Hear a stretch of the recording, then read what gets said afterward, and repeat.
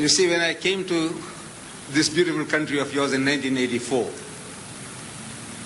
I met the Tunku. And he asked me, Ahmad, that's my name, he says, this dialogue of yours with the Pope, what happened? I says, no dialogue took place. You want to know why? I says, no, His Holiness didn't mean the dialogue in the sense which the Quran speaks. The Quran, Allah Ta'ala wants us to have a dialogue with Him, with the Christians. Ta'ala, come, talk about Allah's unity. He is the one and only Allah that there is. This is what Allah wants us to talk. That we don't associate partners with Him. Talk about that.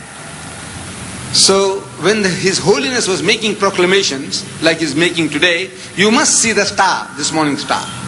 He wants to have a dialogue with the Muslims. So after many years of waiting, I wrote to His Holiness that I am prepared to come over to the Vatican and have a dialogue with His Holiness. Because the Bible says have a dialogue and the Quran says we must have a dialogue. So there was no reply. So I sent him another letter, there was no reply. So I sent him a telegram. His Holiness the Pope, I sent him a telegram. So I get a response telling me that he's prepared to receive me in private, in his secretariat. So I wrote back asking him, how big is your secretariat? Because this is not a private matter. A dialogue with the Muslims is not a private matter between Ahmad Deedat and the Pope, that I go and enjoy a cup of tea with him and have a nice good time, and he gives me a gilt-edged Bible as a present, and I come and tell the people, I says, I went to the Pope and he gave me tea and he kissed my hands. This is wanting to boost my ego.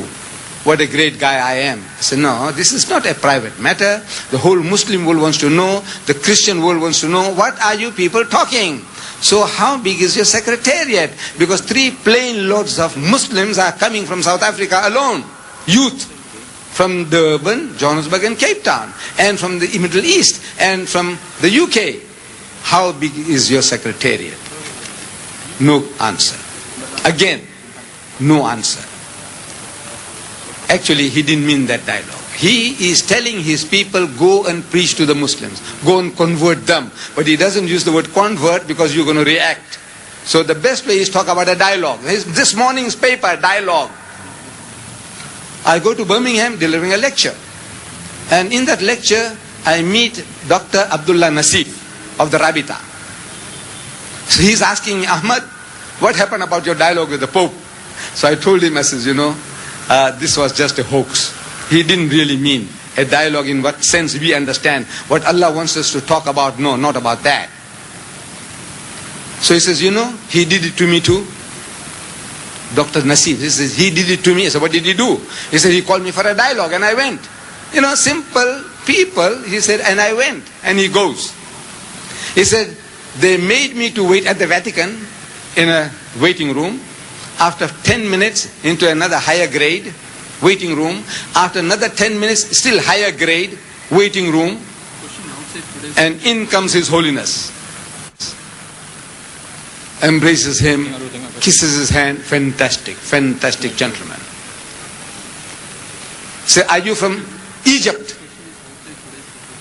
Dr. Nasir says, no, I'm from Saudi Arabia. Meaning that the guy didn't know, or maybe he was expecting somebody from Egypt. So what's the dialogue? He says, you people don't allow us to build churches in your country. And it happens. Saudi Arabia is the only Muslim country in the world where there is not a church. Only Muslim country in the whole vast world. He says, you people don't allow us to build churches in your country. So Dr. Nasif, a talented gentleman, a well-witted man, he is telling His Holiness that you allow us to build mosque in the Vatican? He says, no, I don't mean Makkah and Medina, but in the rest of the country. So Dr. Nasir said, look, to us, the whole of Saudi Arabia is our Vatican. If your Vatican is 10 square miles or 100 square miles, whole of Saudi Arabia is our Vatican, is a holy land for us. Then, when I come to your country here, Tunku Abdul Rahman, he is asking me the same question, and I told him, so he says, Ahmad, the guy did it to me too. I said, what did he do? He said, he called me for a dialogue, and I went. When I was around Egypt, he says, I went to the Vatican, to Italy, to the Vatican, and they received me well. Same treatment. First grade of waiting room, second grade higher up, third grade, and in comes the Pope. Charming, charming, kissing your hand, anything he will do. And the dialogue starts. What dialogue?